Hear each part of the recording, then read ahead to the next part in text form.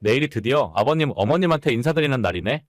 내가 웬만한 일에는 잘 긴장 안 하는 사람인데 장인어른 장모님 만난다고 생각하니까 밤에 잠도 잘 안 오더라. 에이, 뭘 그런 걸로 걱정을 해? 우리 3년 만난 시간 동안 내가 엄마 아빠한테 얼마나 오빠 이야기를 많이 했는데 오빠가 나 대학 졸업하고 공무원 시험 준비하는 동안 뒷바라지 열심히 해줬잖아. 분명히 부모님도 오빠를 좋아하실 거야. 그랬으면 좋겠는데 솔직히 너가 합격하고 난 뒤에 말씀드리는 게 좋긴 하지만 내년부터 내가 지방에 오래 내려가 있어야 하니까 지금 결혼 안 하면 힘들 것 같아서 어쩔 수 없네. 내가 공무원 시험 합격 못하는 건 오빠 문제가 아니라 내 문제니까. 그리고 오빠가 계속 뒷바라지 해주면 내년에는 합격할 수 있지 않을까? 결혼하고 난 뒤에도 계속 공부한다고 말씀드릴 테니까 승낙해 주실 거야. 그래, 내가 너 합격할 때까지 계속 지원해줄게. 그건 자신 있게 약속할 수 있어. 고마워. 자기만 믿을게. 오빠 갈비찜 좋아해? 우리 엄마 갈비찜 진짜 맛있어.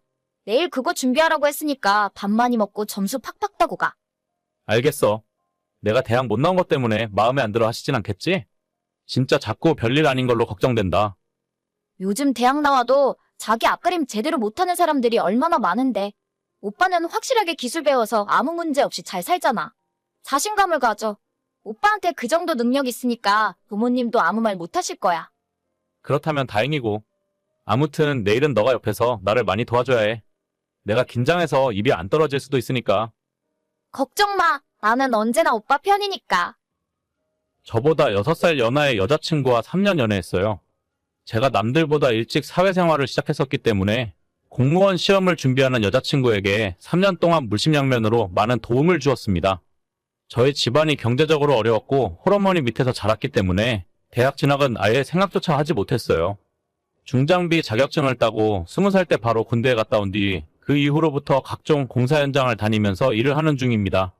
기술 하나 믿고 사무실에 들어가서 맨땅으로 시작한 일이지만 지금은 연차도 쌓이고 제 돈으로 장비를 구입해서 스스로 일을 받아서 다니고 있어요. 처음 시작할 때는 당연히 얼마 받지 못했지만 경력이 쌓이고 실력을 인정받다 보니 대기업 다니는 친구들과 비슷하게 돈을 벌 수 있었고 지금은 제 장비로 일을 하니까 솔직히 개인 사업하고 있는 것과 다름없습니다. 장비 할부금이랑 유류비 이것저것 다 제하고 나서도 보통 직장인들 월급의 3배 이상 돈을 번다고 생각하시면 될 것 같네요. 어려운 집안 형편 때문에 시작한 일이지만 지금은 경제적으로 어느 정도 자리를 잡았고 평생 일할 수 있는 기술이라서 결혼하더라도 먹여 살릴 자신이 있었어요. 하지만 아버님, 어머님 표정이 너무 안 좋으신 것 같은데 너 지금까지 내가 무슨 일 하고 있는지 제대로 이야기 안 했던 거야? 왜 부모님 반응이 저러셔? 아니, 공사판에서 일한다고 이야기하면 싫어하실 게 뻔해서. 그냥 건설회사 다닌다고 말한 것뿐이야. 남자친구가 얼마 버냐고 해서 대충 연봉 1억 정도 된다고 했더니 그때부터 엄마 아빠가 멋대로 대기업 건설회사 다닌다고 생각한 거고 나는 거짓말한 거 하나도 없어. 아니, 그래도 그렇게 오해하고 계시면 너가 똑똑히 말씀을 드렸어야지.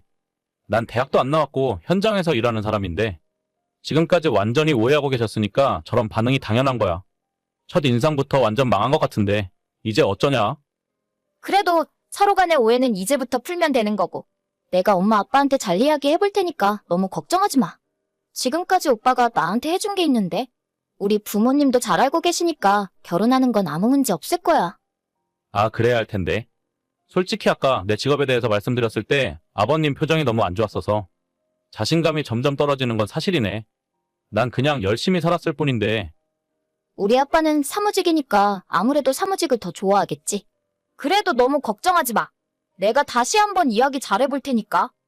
자꾸 내가 직업 속인 사람으로 보이는 것 같아서 마음이 영 불편하네. 너가 진짜 이야기 좀 잘해줘. 알겠어. 어렵다 어려워. 여자친구가 제 직업을 말하기 창피해서 그랬던 건지 아니면 서로 간에 오해가 있었던 건지 저를 대기업 다니는 직장인으로 잘못 생각하고 있더라고요.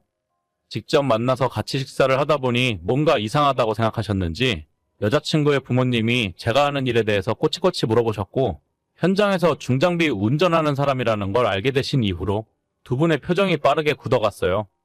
결국 식사 자리는 급하게 마무리되었고 저는 쫓겨나듯 그 집에서 나올 수밖에 없었습니다. 여자친구가 나서서 오해를 풀겠다고 했었지만 솔직히 그때부터 뭔가 꼬여가는 기분이었죠. 오빠 진짜 미안해.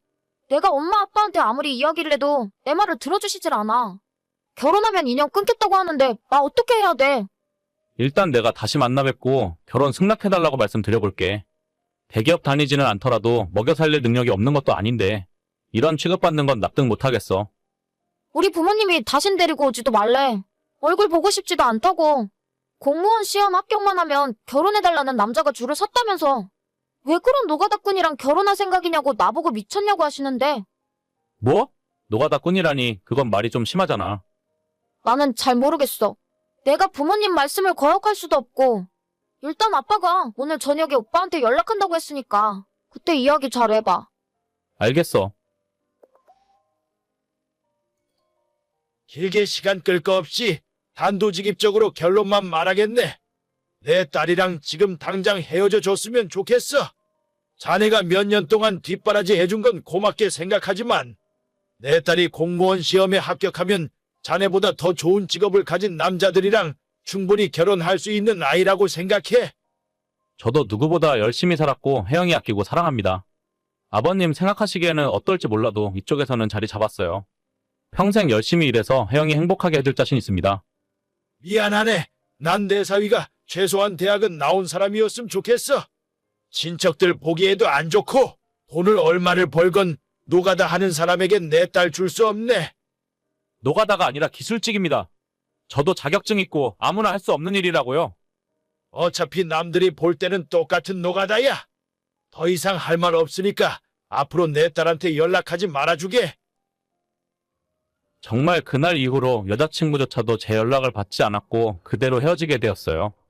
결혼을 눈앞에 두고 있었지만 끝내 부모님 반대를 넘어설 수는 없었죠. 저는 몇 달 후 지방 아파트 건설 현장에 내려왔고 1년이 지난 지금까지 열심히 일을 하고 있습니다. 괴로운 마음을 일로 달래가며 열심히 살았는데 얼마 전 아는 동생 소개로 한 아가씨를 소개받았고 지금은 새로운 사랑을 하며 잘 지내던 중이었어요. 그런데 며칠 전에 뜻밖의 연락을 받게 되고 기분이 참 묘하더라고요. 오빠, 그동안 잘 지냈어? 사진 보니까 새로 여자친구 생긴 것 같더라? 나랑 결혼까지 하기로 했었는데 어떻게 1년 만에 그럴 수가 있어? 갑자기 연락해서 무슨 개풀 뜯어먹는 소리야? 너가 먼저 내 연락도 다 무시하고 잠수 탔잖아. 그건 우리 부모님이 내 핸드폰까지 뺏고 오빠랑 연락 못하게 해서 그런 거야. 내가 그동안 생각해봤는데 난 오빠 없이는 힘들 것 같아. 지금이라도 늦지 않았으면 우리 다시 시작해보자. 이제는 우리 부모님 생각도 많이 바뀌었어. 그 말을 나보고 믿으라고? 노가다꾼이라고 무시당한 기억이 난 바로 어제 일처럼 생생한데. 그때는 우리 아빠도 뭘 잘 몰라서 그런 거고 주변 사람들이 중장비 기사에 대해서 괜찮다고 이야기해주셔서 지금은 그때 같지 않아. 뭐라고 하든 소용없어. 난 지금 만나는 사람 있고 지금 여자친구 부모님은 내가 공사장에서 일한다고 해서 창피하지 않는 분들이야. 우리 3년을 만났어. 그렇게 쉽게 끝낼 수 있다고 생각하니? 내가 먼저 끝낸 적 없어. 전부 너랑 너네 부모님이 일방적으로 끝낸 거지. 이렇게 대화하는 것 자체가 불편하고 지금 여자친구한테 미안한 감정 생기니까 앞으로는 나한테 연락하지 말아줬으면 좋겠어. 자네, 남자가 한번 말을 했으면 끝까지 지켜야지. 언제는 내 딸을 끝까지 책임지겠다면서? 갑자기 연락해서 왜 이러시는지 솔직히 알만하네요. 혜영이 올해도 공무원 시험 떨어졌죠? 그건 지금 이 상황과 아무 상관이 없어. 자네가 한번 내뱉은 말을 지킬 수 있게 기회를 주는 거야. 됐어요. 이제 와서 생각해보니까 혜영이는 공무원 시험 절대 합격 못해요. 옛날에도 저한테 용돈 받아서 맨날 술이나 먹고 친구들이랑 여행 다니는 거 좋아했는데 하마터면 평생 되도 않는 뒷바라지나 하면서 살 뻔했네요. 저 지금 만나는 사람 있고 대학병원에서 간호사 일하고 있는 착하고 좋은 친구예요. 적어도 얘네 부모님은 제가 노가다 한다면서 무시하진 않으시더라고요. 그 부분은 내가 사과할게. 내 딸, 한 번만 다시 생각해봐. 자네와 3년 만난 시간이 있는데 어떻게 사람이 매정하게 그럴 수가 있나? 아까도 얘기했지만 제가 먼저 끝낸 적 없어요. 아저씨가 저를 밀어내신 거지. 다시 잘해볼 생각 전혀 없고 혜영이도 내년이면 30인데 정신 좀 차리라고 전해주세요. 자네 무슨 말을 그런 식으로 하나? 일단 우리 만나서 이야기하는 게 어때? 제가 시간이 돈인 사람인데 아저씨를 왜 만나겠어요? 이만 차단할 테니까 좋은 사윗감 잘 찾아보세요.